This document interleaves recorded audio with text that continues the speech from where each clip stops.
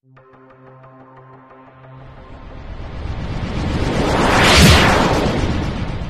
Ilonggo. Please subscribe Subscribe and like. and share.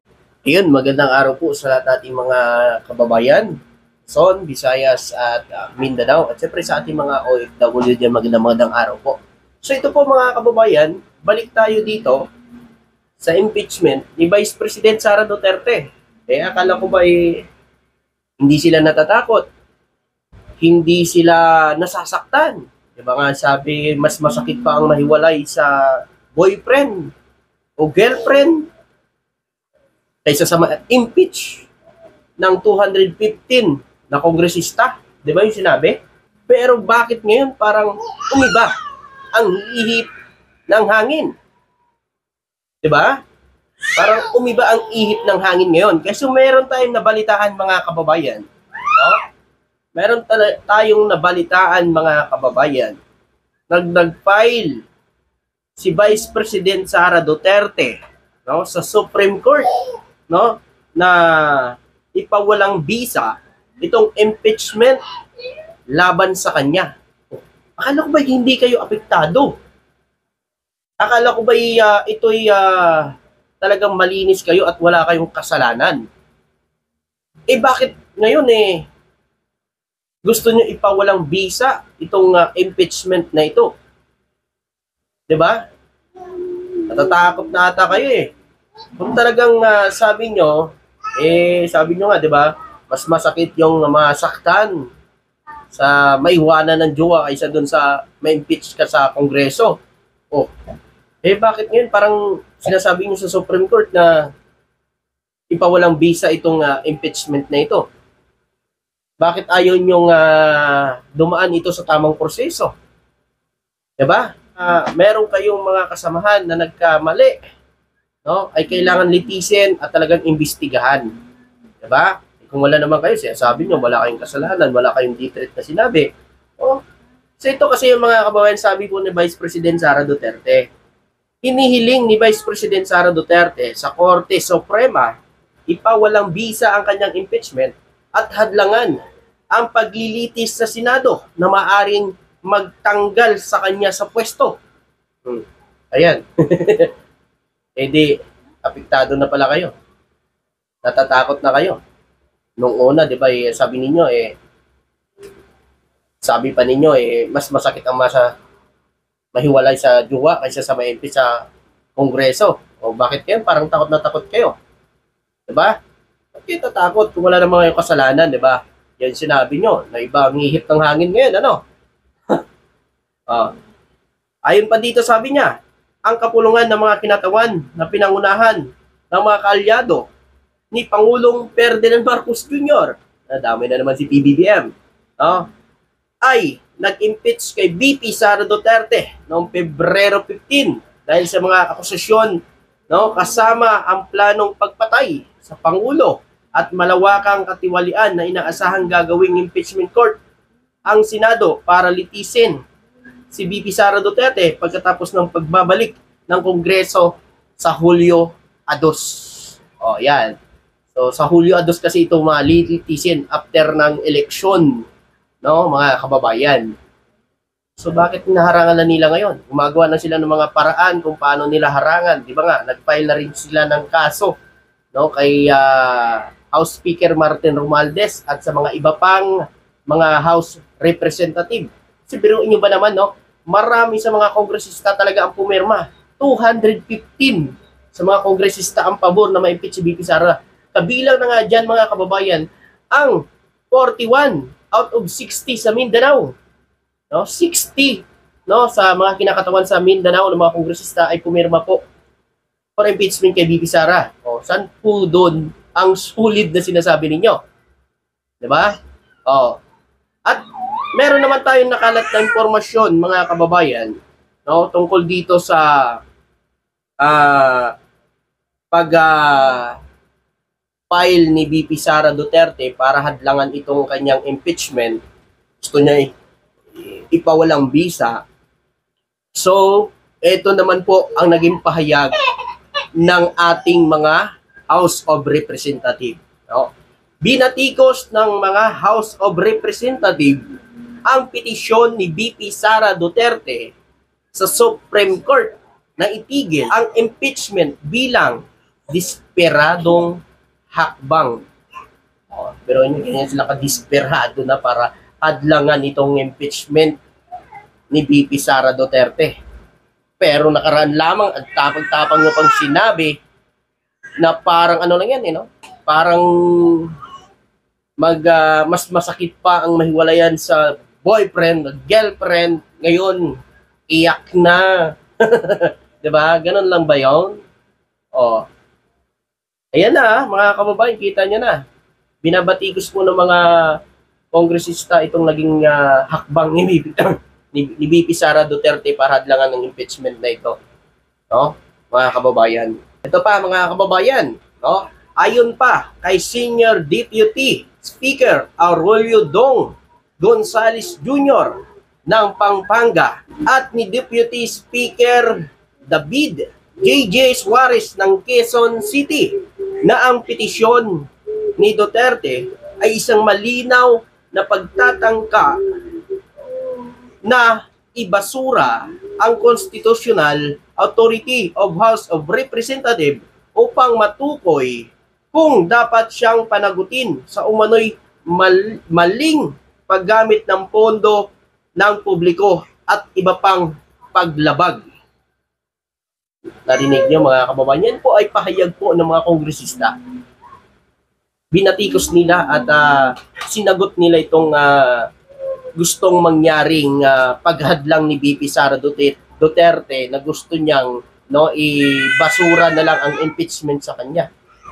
No. Ibig sabihin nito, mga kababayan, hindi niya susundin ang batas na kanilang pinatupad na kapag merong inaakusahan ay kailangan nilang litisin o imbestigahan. So bakit ayaw nilang sundin yung batas na ipinatupad nila, di ba? Eh sabi niya, wala naman siya kasalanan, wala nga daw siyang pagbabanta, no? Audit threat na ginawa kay PBBM, pero 'di ba? Malinaw doon sa video niya na kapag may nangyari sa kanya, may kinausap na siya na papatay umano kay BBM, First Lady, House Speaker. O doon pa lang ho, mga kababayan, bago siya magsalita, ay may kinausap na po siya na tao. O, para pumatay kay BBM at saka kay First Lady. Eh paano pala kung natumba ho siya doon, nadapa siya, nabugok siya, diba, hindi si PBBM ang sisihin ang kinausap niya ngayon. Hindi si PBBM ang titirahin. Diba? Oh. Dagdag pa umano ni Suarez dito, mga kababayan, malinaw ang Constitution na ang impeachment ay ang tanging prerogative ng Kongreso. Sabi ni Gonzales, natatakot na sila kamo kasi gusto nilang pigilan ang impeachment process. Mukhang totoo ang aligasyon o korupsyon, lalo't masisilip ang bank record. Ayan mga kababayan So yun pala yun, mga kababayan. Kasi nga, di ba, mayroon tayong ugong-ugong o balita. Ngayon, mga kababayan, na ipapasilip ng Kongreso ang bank record ni VP Sara. Oh. Naku, mga kagababayan, eto na, no?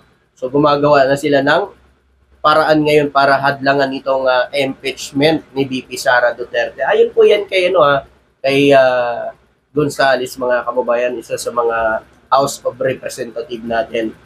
No?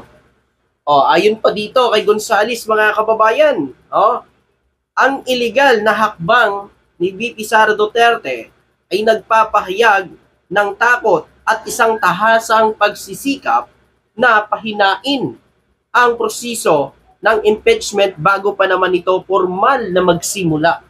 So, ginagawa nila itong mga kababayan para talagang manipulahin itong impeachment, mga kababayan, bago ito litisin sa June 2. So, gusto nilang ngayon palang gumagawa na sila ng paraan para guluhin at talagang hadlangan itong impeachment ito para bumagal ang pag-usad nitong impeachment ni VP Sara Duterte, mga kababayan. Akala ko ba hindi kayo natatakot yan? Bakit ngayon gumagawa kayo ng mga ganyang paraan para lang lituhin at ibahin ang isyo. No? Oh, ngayon gusto nyo ipabasura itong impeachment. No? Nag-file na sa ngayon sa Supreme Court, mga kababayan. Oh. Ito pa, may isa pang pahayag.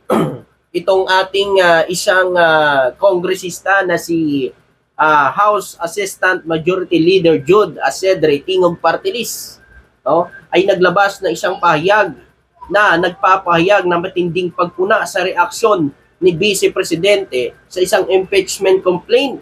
Sinabi na Asedre na nagbago ang paninindigan ng Vice mula sa pagtanggap ng complaint noon una hanggang sa pagsisikap na pigilan ang pagsulong nito. No? Ngayon din ay binanggit niya na ang isang survey na nagpapakita na 73% na suporta ng publiko para sa isang naglilitis sa Senado na batay sa mga aligasyon na sangkot sa Vice Presidente sa isang planong laban kay Pangulong Ferdinand Marcos Jr. sa unang ginang at kay House Speaker Martin Romualdez.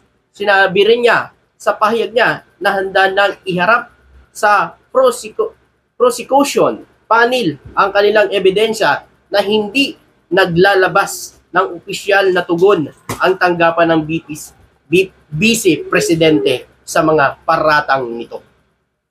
Ayan. So malinaw lang dito mga kababayan na ang gusto ng mangyari ng ating mga kongresista na kung ano man ngayon ang pinail o ano man ang pinail na case sa kanya, kung wala siyang kasalanan doon, dapat niya lang sundin kung ano po ang nasa batas. Pero majority sa taong bayan, 73%, majority sa mga Pilipino ho ay pabor for impeachment kay VP Sara Duterte. Diba? Pero 27% lang ang hindi pabor para ma-impeach si VP Sara Duterte. Taong bayan ang nagupo sa kanya. Kaya pakinggan niya ang taong bayan. Pero mas maganda, bumaba na siya. Bumaba na siya for VP. Diba? Hindi na kung ano-ano pang ginagawa. Bakit hindi na lang siya bumaba, mga kababayan? So kayo, ano po bang makokomento nyo dito?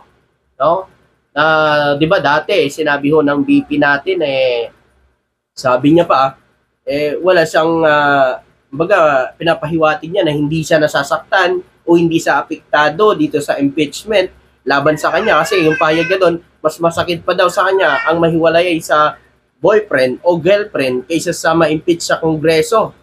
Di ba? Sinabi niya yun. Bakit ngayon? Bakit na iba ang ihip ng hangin? Di ba? Na iba ang ihip ng hangin ngayon. Mga kababayan. At siyempre, biruin nyo, eto, mga kababayan, lugar nila sa Mindanao. Ilan ba ang pumirma for impeachment? Mga kababayan, out of 60, 41. Solid ba yan?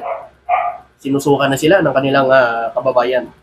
Maraming salamat at magandang gabi sa inyo lahat. Thank you.